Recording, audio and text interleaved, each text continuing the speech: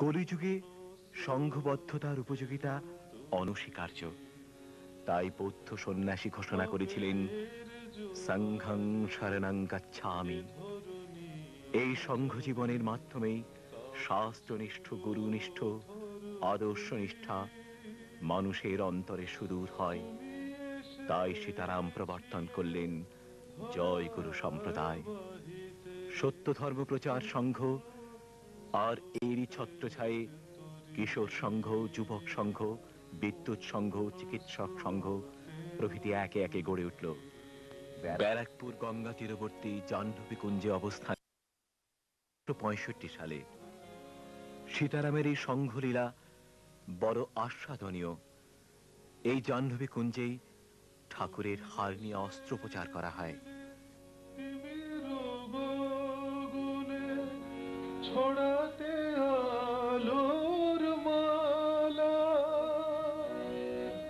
তুমি এসেছিলে আমাদেরই মাঝে, ঘুচাতে ত্রিতাপ জ্বালা। যুগে যুগে প্রভু করো আগমন, নাম রূপী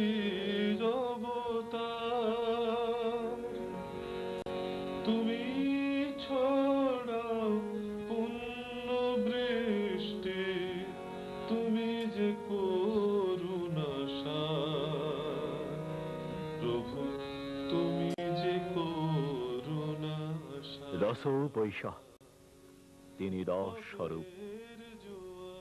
রসরাজ সীতারাম চিরতরুণ, চির উজ্জ্বল। তোকার স্নানকালের অবসরটুকু তার কত রঙ্গরসে কাটে।